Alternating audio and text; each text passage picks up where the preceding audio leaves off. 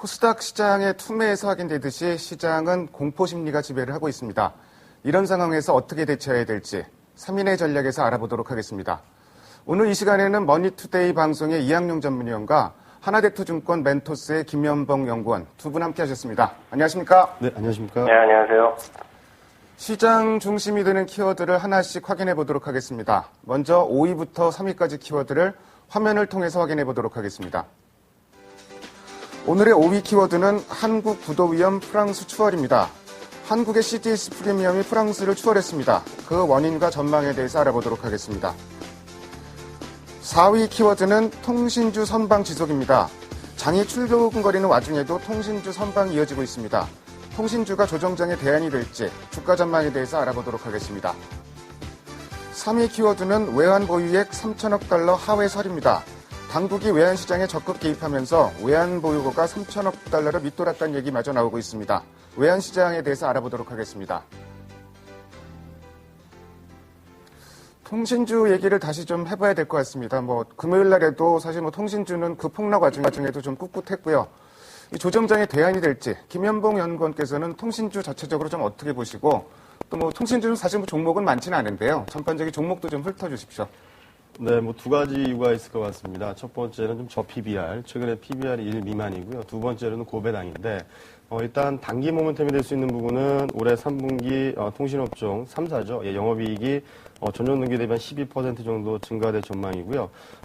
단기 이슈가 될 수 있는 건 하반기에 4G, LTE, 제4 이동통신에 대해서 이 서비스가 본격화되는데, 쉽게 얘기하면 14기가 영화를 2분 30초 만에 다운받는다 이런 얘기도 있는데 일단 이게 LTE 요금제로 인해서 좀 요금 가격이 상승할 수 있는 그런 모멘텀인데요.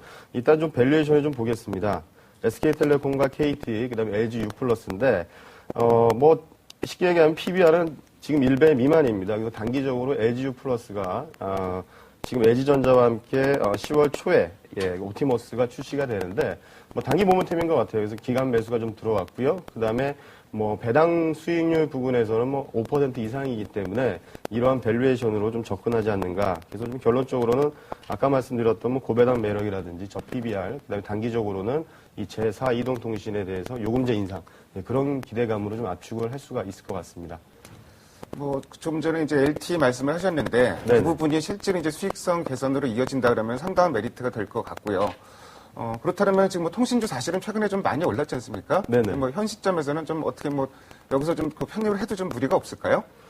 일단은 밸류에이션 자체는 저평가됐습니다. 근데 오늘 보게 되면 아까도 좀 관심 업종을 좀 말씀을 드릴 텐데 SK라든지 LG 이런 것들도 지금 보면 PER 밴드가 5배 이하입니다. 5배 이하고 PB 저평가됐기 때문에 전주도 언급을 드렸다시피 일단은 좀 수출 섹터나 지주사 좀 대형주 위주로 좀 저가 매수기에 갔고요. 만약에 통신업종 좀 본다면 그냥 LG U+가 단기간에 좀 기간 매수가 집중돼서 최근에 좀 매수를 했기 때문에 좀 단기 트레이딩 관점으로 좀 접근하시는 게 어떨까 이렇게 생각을 하고 있습니다. 밸류에이션 상으로는 괜찮은데 일단 좀 많이 올라간 것도 있고 트레이딩 관점에서 접근해라 이렇게 조언을 주셨습니다. 네. 환율 얘기 좀 해보겠습니다. 금요일 날 환율이 장중에 1,200원까지 달러원 환율이 거의 올라갔다가 당국 개입하면서 급락하면서 끝났습니다. 오늘은 다시 좀 올라가고 있고요. 근데 이제 일각에서는 당국이 개입하면서 외환 보유고 3천억 달러가 깨졌다 이런 얘기까지도 나오고, 근데 당국에서는 아니라고 오늘 좀 부인하는 보도도 좀 일부 나온 것 같습니다. 이학용 위원께서는 사실 이런 상황이면은 당국에서 환율 개입하기가 좀 어려운 상황인데. 환율 좀 전망 어떻게 보시고, 실제로 이런 상황이면 환율이 좀 더 올라갈 수 있지 않을까요? 네, 그 환율 예측은 주식보다도 훨씬 더 오르니까 쉽지 않겠지만요. 문제는 이거죠. 지금, 우리나라가 속해 있는 이머징 마켓 전체가 지금, 화폐 가치가 약간씩 떨어지고 있죠. 근데 문제가 되는 것은 결국 이것의 출발점이 어디냐는 것이죠. 출발점 우리나라를 비롯한 이모진 국가의 아시아 쪽에 문제가 있는 것이 아니라 이 전부 모든 것이 유럽에서부터 온 것 아니겠습니까? 아무리 우리나라가 어떻게 하더라도요, 결국은 유럽발이라는 위기가 뭔가 좀 확실하게 좀 안 좋은 것은 도려내고 이런 것들이 나오기 전까지는요, 여전히 불안할 수밖에 없다고 봅니다. 3천억 달러 이하가 되건 안 되건 간에요. 대한민국 정부가 워낙 여러 번 경험이 있었기 때문에요. 무모한 시장 개입은 그렇게 하지 않을 거라고 좀 믿고 있고요. 우리나라도 이제 여러 IMF라든가 이런 평가를 계속해서 장관께서도 얘기하고 이런 저도 보도를 봤지만 결국은 이머징 국가 나름 그리고 그 외의 국가에서도 우리나라 경제가 상대적으로 탄탄한 건 누구나 다 아는 사실이기 때문에요. 장기적으로 뭐 큰 문제는 없을 거라고 보는데요. 지금 자체는 우리나라 속해 있는 이머징 마켓 유로도 그러니까요. 전반적으로 좀 상대적인 약세는 어느 정도 불가피하다. 이 정도는 말씀드릴 수 있겠네요. 이머징 마켓 전체 대외 약자에 의한 환율 상승이기 때문에 인위적인 개입 한계가 있을 것이고 어느 정도 환율 상승은 좀 불가피한 것으로 보여집니다. 다음으로 오늘의 2위 키워드를 화면을 통해서 확인해 보도록 하겠습니다. 오늘의 2위 키워드는 그랜드 플랜 검토입니다. 급기야 이제 그랜드 플랜이라는 얘기까지가 나오고 있습니다. G20 재무장관에서 일부 언급이 됐다고도 얘기가 나오고요. 세 가지 정도입니다. 그리스의 질서정연한 디폴트, 그리고 유로 재무안정기금 금액이 현재 4,400억 유로인데 2조 유로까지 이제 증액하는 문제, 그리고 이제 유럽 은행들에 대한 무차별적인 지원이라고까지 표현을 하네요. 이렇게까지 검토되고 있다고 말은 좀 돌고 있는데요.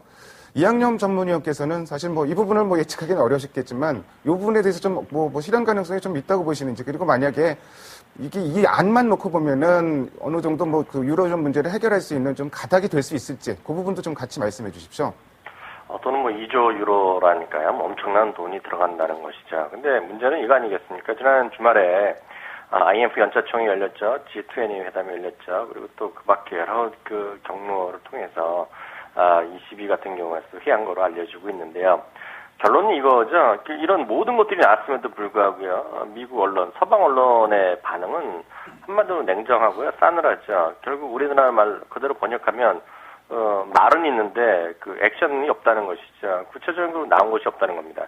이 지금 얘기하신 어떤 그랜드 플랜도 보면은요. 이제 독일과 프랑스가 이제 제안한 거로 해서 어느 정도 협의가 있었다고 얘기하는데요. 지금 하루하루가 바쁜 거 아니겠습니까? 쉽게 얘기하면 유럽은행 정말 하루 앞가림이 잘 안 되는 것이고요. 그리스 지금 당장 어떻게 될지 모르는 판에요.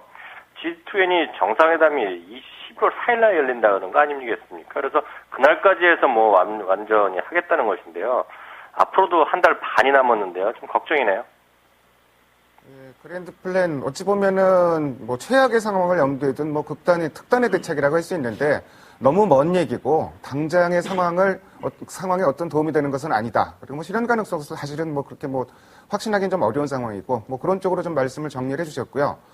자, 이제 김현봉 연구원께는 좀 요 질문을 드려볼게요. 네. 오늘 오전에 우리 시장이 좀 낙폭이 좀 커졌던 원인 중에 하나가 어찌 보면 이제 신용평가사인데 무슨 정치 세력화되어 있는 게 아닌가. S&P가 각국 신용등급 갖고 뒤흔들고 계속 이런 상황인데 유로 안정기금 증액을 하게 되면은 프랑스나 독일 비롯해서 유럽 국가들 신용등급에 영향 줄 수 있다. 좀 이렇게까지 얘기를 어떻게 보면 협박같이 들리는데요.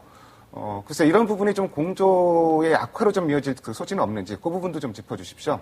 네, 일단 11월 초에 22 의회도 있는데 단기적으로 좀 중요한 점이 29일입니다. 독일 의회에서 유럽 안전재정기금에 대해서 증액 관련 의회 비준이 있는 예정인데 최근에 독일의 기민당이죠. 기독교 민주당이 최근에 지방선거에서 참패하면서 약간 분위기는 이렇게 위축되는 모습이고요.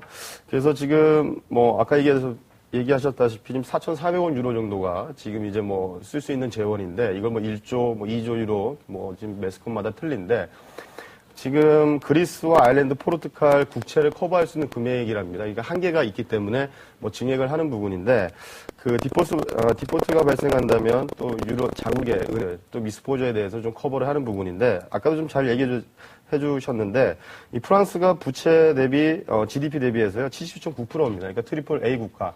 좀 자료 좀 같이 보시면 좋을 것 같은데 최근에는 이탈리아가 한 단계 강등을 당했고 지금 트리플 A에 독일, 영국, 프랑스, 캐나다 그 밑에는 미국이 그리고 벨기에가 있는데 사실적으로 이 신용 등급 자체가 신용평가사 자체가 다 미국 쪽에 미국과 영국 이쪽에 있다 보니까 약간 좀 지역적인 특수한 부분도 있기 때문에 그 부분은 이미 몇 년 전부터 좀 알 수 있었던 사실인데요. 하여튼 지금 프랑스가 조금 부담이 되기는 합니다. 그러니까 GDP 대비 너무 채무 비중이 높기 때문에 부담이 되는데 또 하겠다는 의지가 중요한 게 아니라 개런티, 어떤 좀 시장에서 객관적인 뭐 계획이라든지 시청 방안이 필요한데 이게 좀 아직까지 늦춰지고 있고 지금 중국에서 뭐 국가적으로 좀 경쟁력이 높아지는데 중국 또한 10월 초까지 확실히 좀 보여달라는 액션이거든요. 그래서 단기적으로 뭐 S&P가 오늘 아침에도 유럽 안전재정기금을 증액을 하게 되면 독일과 프랑스 신용 등급을 강등하겠다 그러는데 그래도 좀 전체적으로 봤을 때는 그래도 실보다는 득이 더 많기 때문에 아마 유럽 안전재정기금은 좀 증액을 할 것 같고요. 이에 따른 뭐 국가별 신용 등급에 대한 여파는 조금 좀 불가피하지 않겠느냐 이렇게 보고 있습니다. 네, 뭐 신용 등급 뭐 그 강등도 좋지만 사실은 지금 국제 공조가 필요한 시점에서 좀 이런 발언들이 나온다는 게 시장 참여 입장으로서는 상당히 좀 부담이 가는 요인은 틀림없는 것 같습니다. 자, 오늘의 마지막 1위 키워드를 화면을 통해서 확인해 보도록 하겠습니다. 오늘의 1위 키워드는 코스닥 투매입니다. 최근에 상대적으로 견고했던 코스닥 시장이 오전에 투매가 일었고 지금 현재도 코스닥의 낙폭이 점차 커지고 있는 상황입니다. 어찌 보면은 코스닥 시장이 이렇게 급락한다는 거, 뭐 심리가 무너졌다고 좀 표현을 할 수도 좀 있을 것 같은데요. 김현봉 연구원께서는 글쎄요, 최근에 코스닥이 강세를 보였는데 그 와중에도 이제 뭐 특히 이제 그 주도를 했던 업종 있지 않습니까? 뭐 엔터테인먼트, 뭐 소프트웨어, 뭐 게임을 비롯해서 이제 그런 쪽 업종들, 그런 쪽 업종들은 뭐 같이 조정을 받을 텐데 오히려 조정받으면 지금 뭐 매수 기회로 접근해야 되는지 아니면 뭐 좀 눈여겨볼 업종이 있는지 그런 쪽으로 좀 말씀해 주십시오. 네, 뭐 시장이 쉽지가 않고 전주 목요일 날은 뭐 엔터테인먼트에 대해서 좀 언급을 해주셨는데 뭐 그쪽은 트레이딩 관점이고 전반적으로 시장 자체가 시장을 좀 파는 개념이기 때문에 뭐 조금 증시의 눈높이는 낮아질 수밖에 없고요. 저 한 가지 준비한 자료가 있습니다. 2009년 1월부터 9월 22일까지 외국인의 월별 순매수 현황과 커스피 월봉을 조금 수치화했는데요. 좀 자료 함께 보도록 하겠습니다.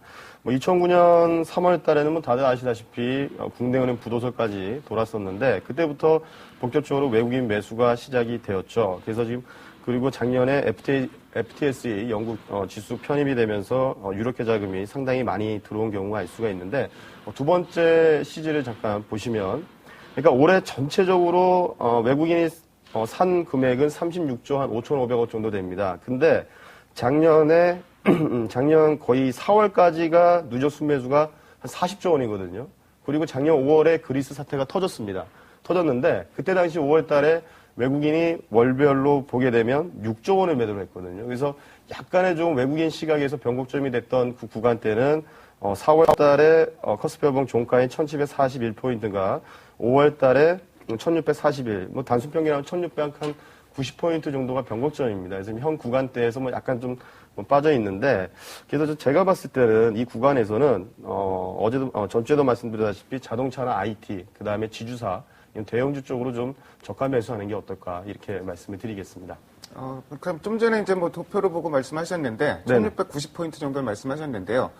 그러면 뭐, 이거는 뭐 통계적으로 뭐 처리를 해서 그렇게 보는 거지만, 어쨌든, 네네. 1690 밑에서는 외국인의 매도 강도가 좀 약해질 것이다. 좀 이렇게 보시는 건가요?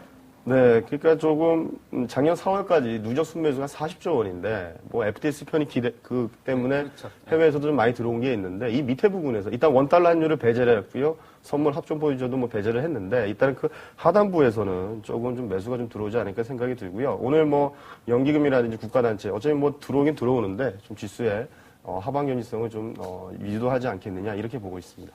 네. 일단 뭐 통계적으로 본 부분이지만 일단 뭐 그 부분은 조금 희망을 걸어도 될 부분일 것 같고요. 자, 마지막으로 이학영 의원께 여쭤보겠는데요. 이학영 의원께서는 요새 뭐 거의 비슷한 말씀을 많이 하십니다. 지금은 종목보다는 시장을 먼저 봐야 된다. 그러니까 뭐 나무보다는 숲을 먼저 봐야 된다 이 말씀을 하시는데요. 뭐 여전히 시장에 그렇게 접근해야 되는지 하고요. 전체적으로 지금 오늘 뭐 다시 좀 급락을 했는데 어떤 전략으로 가야 될지 그 부분도 같이 종합적으로 좀 말씀해 주십시오. 네, 그 시장에 대해서는 여전히 뭐 좀 냉정하게 좀 봐야 된다는 생각 갖고 있습니다. 그 역설적으로 보면은요, 지금 문제가 되는 것은 우리나라도 아니고요. 실제 미국 뭐 실업도 있고 뭐 소비도 안 좋지만 다 유럽에서부터 나온 거죠. 우리 지난번에 2008년 그때 어땠습니까? 결국 미국의 은행들이요 문 닫게 하는 곳들 있고요, 정부 지분 들어가서요. 뭐 그리고 일부 그 당시에 제너럴 모터스가 거버먼트 모터스로 바뀔 정도로 우스갯소리로요. 그 정도로 돈이 많이 들어갔죠. 지금은 정말 그런 돈이 갖고 은행 유럽이 얼마만큼 돈을 쓸지 모르죠. 지금 이게 뭐 2조 유로까지 나오니까 모르겠지만요. 역설적으로 보면 그리스 지금 이제 다들 이제 기정사실하고 있는데요. 그리스의 문제 좀 굶은 거 좀 터져야 될 것 같고요. 은행들 일부 자금이 들어가거나 아니면서 구조조정 같은 것이 나올 수밖에 없는 환경으로 가는 거 아닌가 싶습니다. 언제가 될지 모르지만요. 그때까지는 시장이 좀 매우 불확실할 수밖에 없습니다. 여전히요, 종목을 보는 것은 전 개인적으로 매우 위험한 생각이라고 보고 있습니다. 코스닥이요, 문제가 오늘 갑자기 하한가 들어가고 이렇게 빠지는 거 이유가 뭐 있겠습니까? 레버리지 갔던 분들 많이 물량이 털릴 수밖에 없어 보이고요. 무리수를 뒀던 매매가 좀 약간 터지는 것들이 전 있다고 보고 있습니다. 지금은요, 특히 오늘 유의하실 건요, 여전히 숲이건 나무건 이런 게 중요한 것이 아니라요. 많이 떨어졌다고 해서 사는 것은 매우 위험하다는 생각을 오늘 또 다시 한번 확인드릴 수 있습니다. 예, 그렇다면 시장이 언제 돌아설지는 알긴 좀 어려운데, 만약에 어느 정도 이제 반등 기조를 다시 되찾았다. 그럴 때는 좀 어떤 쪽으로 접근해야 될까요? 그것은 명확하죠. 그 시장이 만약에 돌아서면요, 내일부터라도 돌아설지 아무도 모르겠지만요. 투신도 사고, 투신 비차익도 정말 많이 사고요. 외국인이 사면 돌아서겠는데요.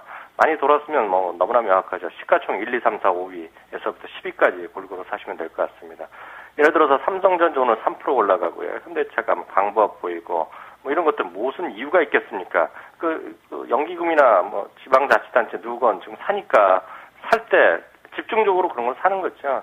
지수를 방어하는 역할, 그 외에 아무것도 없다고 봅니다. 기조 회복이 전제지만 만약에 장세의 기조가 회복되는 게 확인이 된다 그럴 경우에는 가장 먼저 시가총액 상위 종목 위주로 접근하는 방법밖에 없다. 이렇게 말씀해 주셨습니다. 지금까지 5가지 키워드를 통해서 시장의 흐름을 살펴봤습니다. 두 분 말씀 잘 들었습니다. 감사합니다. 감사합니다. 네, 감사합니다.